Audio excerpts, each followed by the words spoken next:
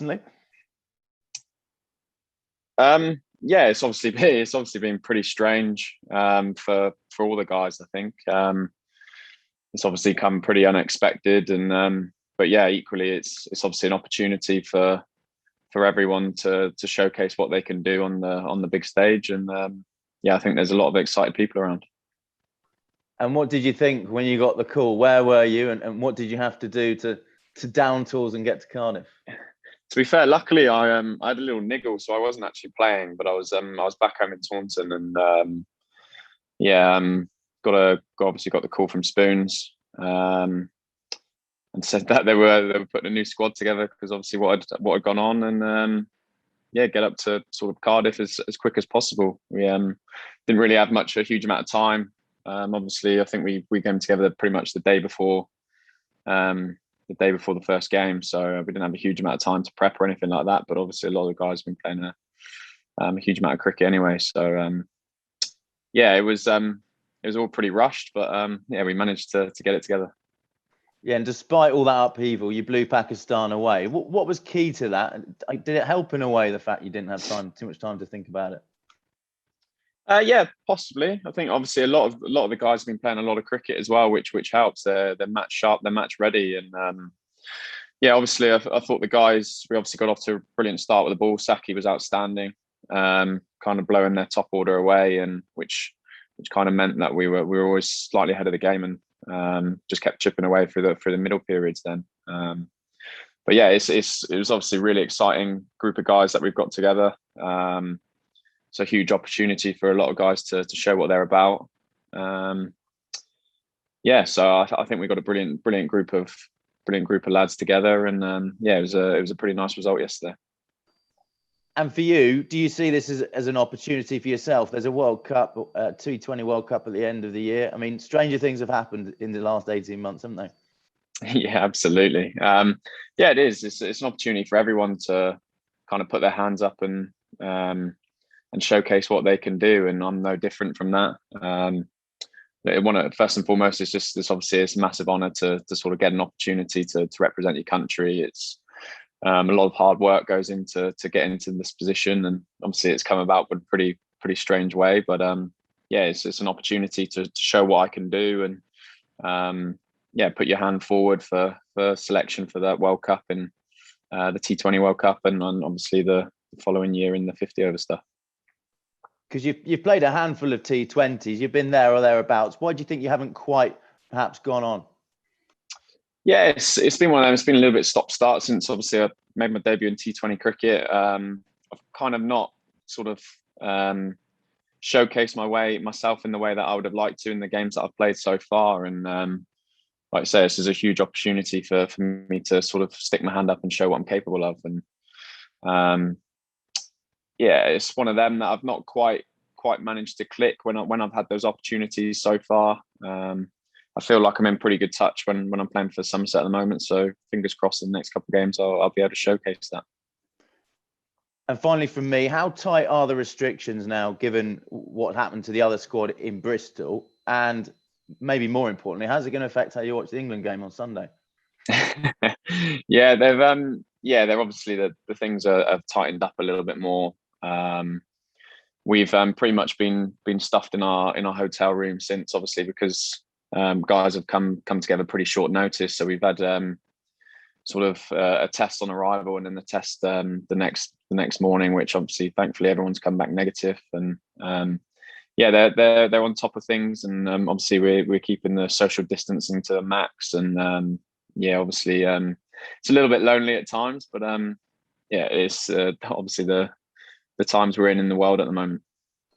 And can you do anything on Sunday? Is anyone going to plan something so you keep the bubble? Sunday, I'm not too sure at the moment. On the last game, we had to sort of sit and watch in our own rooms on our lonesome. So I'm not quite sure what the plan is for Sunday, whether we'll actually be able to get in a room together or not. So fingers crossed we'll all be together to be able to watch us bring it home. I really hope so. Thanks, mate. Cheers. Cheers, James. Dino, do you want to fire away? Yeah. Hi, Lewis. Just touching on what you were saying there about obviously not quite managing to take the opportunities you had in the 80-20s that you'd played. Had you almost kind of given up on this year because there's so many players who'd come back into white ball cricket who'd been missing a bit of white ball cricket for various reasons? Did you think to yourself that, well, it's probably not going to happen for me to be involved in the World Cup? Didn't think that I hadn't really given up on that thought. I obviously knew that it's going to be pretty difficult to break into that squad. And I think obviously yesterday kind of showcased where sort of white ball cricket is in England, the depth that they've got. And I'd not written it off, but obviously I knew that it was going to be pretty hard to break into that sort of first 16, 17 that they'll take to the World Cup. But it's one of them that you never know in this current climate. Obviously injuries can happen. Obviously what's going on with COVID, there's always going to be sort of things that kind of get sprung upon us. And obviously I'm thankful to be here, and it's like I said, it's an opportunity to showcase what I can do and put my hand up and for moving forward. And do you feel as well, having had that bit of international experience already under your belt, that coming into the environment actually for you, even though it was your one-day debut, felt pretty normal and you felt accustomed to it and were able actually just to get on with your job? Yeah, definitely. I mean, I think sometimes like when you first come into these environments, you can try a little bit too hard to go out and impress and sort of succeed. And it's been a learning curve, obviously, going into that environment and then kind of almost taking a step back like I have done, to then go, well, actually what I do in county cricket for Somerset works, and actually all I've got to do is do that and go out there and be that same cricketer and come out and succeed. And it's kind of been a blessing in disguise, I think, sometimes to step away from it and reflect and sort of try and implement what you normally do well and try and take that into the big stage. And just finally for me as well, obviously you've got some PSL experience. Does that been helpful for you? Obviously playing against Pakistan, a lot of these guys you would have played with and against. Was that also quite a beneficial thing for you against them? Yeah, definitely. Obviously knowing who you're playing against and their strengths and weaknesses obviously helps. And having that experience obviously in the PSL is amazing. They've got some fantastic cricketers in Pakistan, and to be able to sort of play against them before and kind of know who you're against is obviously gives you a little bit of a boost and having that knowledge, and hopefully we can put that into practice. Great, thanks. Thanks, Dino. Ali, we'll go to you and then John after that. Thanks, Matt. Hi, Lewis. Just thinking about the result yesterday. I mean, you'd expect Pakistan are going to come back hard after losing, but nevertheless, just in isolation, that result is a pretty incredible feat, given that there's probably about 20 players out. Just wondering, what do you think that says about the two competitions that have kind of brought the players to this level? I'm talking about the Blast and the Royal London. Yeah, obviously, I think it shows the strength and depth that there is in white ball cricket in this country. And like you said, there's a lot of guys now that have sort of grown up and been brought up with T20 cricket, and you can tell that, you can see that in sort of the way that people go about their white ball cricket now. And it was obviously a fantastic result, and it shows sort of the caliber that is in county cricket and what they can do on the big stage. And there's a lot of guys that will be sort of thankful for what county cricket has given them, and it's an opportunity for them to showcase what they can do on the bigger stage. Yeah, and just speaking of big stage, we're going to have a capacity crowd at Lord's, which is, I think it's the first time England will have played in front of a full house since the pandemic started. That must be a huge honour and a huge excitement for a player such as yourself. Yeah, definitely. Obviously, anytime you play at Lord's, it's amazing, and then to do that in front of a full house would be pretty special. It's been a long time that we've sort of played in front of no one, and obviously having a few guys in has been pretty special as well. But to play in front of a full house at Lord's is going to be amazing. Can't wait to be able to be there and see how special it really is. Is it slightly weird to be sort of bubbled up and thrown together because of a COVID outbreak, but then also playing in front of a capacity crowd? The two things sort of seem quite strange, don't they? Yeah, it's something that obviously you've got to get your head around pretty quickly and at short notice. But yeah, obviously I think within sport we're slightly in a different place to obviously the public, and we're obviously having to be pretty careful with regards to COVID and not picking it up, and because of the effect that it obviously has on the squad, we can see how quickly it can spread. So yeah, it is slightly strange, obviously having to be stuffed in the hotel rooms and in the hotel when a lot of people are roaming around free. But equally, it allows us to play in front of full houses and have this opportunity. Cheers, go up. Cheers. Lewis, hi. Do you know most of the guys, or was it a case of shaking hands and saying hi? I'm Lewis.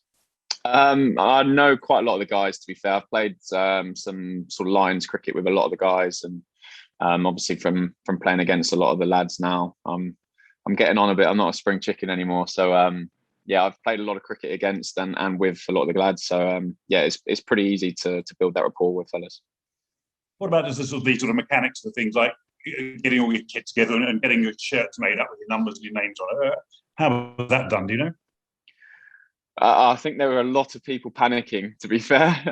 For us, I think that side of things is pretty easy. You just rock up and it's all done for you. But I think there's a lot of work that obviously had to go on behind the scenes for guys to sort of get that turnaround pretty quickly. Obviously, it was a pretty last minute sort of change of selection for everyone. So yeah, I think there were a lot of guys panicking, but sort of we arrived and everything was ready for us, which was pretty good.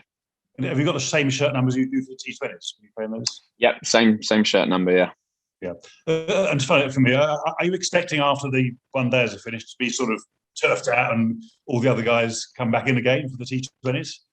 I'm not really sure, to be honest. But it's one of them that I'm sure a lot of the big guys that have obviously had to isolate will be out of isolation. So I'm assuming will be sort of available for selection again. So it's one of them that from that side of things, it's just focus on the next two games coming up and try and do as best as we can and win those two games, hopefully. And then whatever happens after that happens.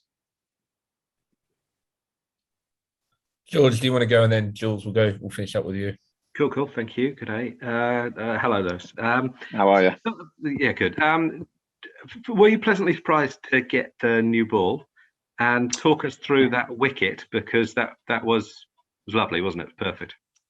Yeah, I was a little bit surprised, to be fair. I've not done it for a few years with Somerset. I've kind of come in the middle order and in the sort of middle overs and looked to restrict there. So it's been a while since I've done that, but it's a pleasant surprise. It's obviously an opportunity to get a new ball in your hands and obviously try and extract a little bit out of the wicket. And yeah, it was obviously a nice ball to get Rizwan and obviously my first ODI wicket. And it's one of them, obviously we got off to a fantastic start. So it sort of enabled me just to be able to hit the pitch as hard as I can, try and sort of test the defence as much as possible. And yeah, thankfully one just nipped away and he nicked it. And on that, and sort of going back to what Ali asked, you've played a lot of cricket now and you've played around the world. How do the Blast and the Royal London compare to all those other competitions, those franchise competitions, for example, that you've been in? Are we maybe a bit down on them, maybe don't appreciate quite how positive an influence they've been? Yeah, I think so. I think the standard in English cricket is very, very good, and I think you see that across the Blast and the Royal London competition. Obviously, the only thing with these other competitions is all their sort of, the majority of them, their national players are back playing, which obviously we don't see a huge amount with the schedule that the England lads normally have. But I think, yeah, the standard across the UK is phenomenal. The wickets that sort of you play on tend to be pretty flat and some pretty smallish ground. So I think it naturally raises the standard. The guys have to be spot on or you do disappear. So yeah, the standard compares to these other competitions, definitely. Thank you. Hello, Lewis. You talked earlier about the benefit of coming into this series, having been match hardened, you and everybody else, for all the shock of your call-up. I just wondered if you had any sympathy for a Pakistan side who had to come in to play a team like yourselves straight out of quarantine on the back of just an intra-squad game. Yeah, it's obviously not the best preparation. but obviously they've obviously been playing cricket. They've obviously come off obviously a delayed PSL, so it's one of them. I think they've been playing cricket. I don't think they've come off for a couple of months, sort of chilling back home. So yeah, it's obviously it's not easy. Sort of the quarantine. I've been there, done that. It's not a nice thing to go through, but yeah, equally, I think it's one of them. We played really well. We obviously put them under pressure early and got ahead of the game, and yeah, thankfully we managed to see things out. But yeah, it's obviously different conditions that they're used to, and yeah, I'm fully expecting them to come back and sort of rebound quickly and put us under pressure on Saturday. Thank you. Nice one. Okay, thanks, Lewis. Thanks, all. We'll call it quits there. See you tomorrow. Beautiful. Thank you. Thank you.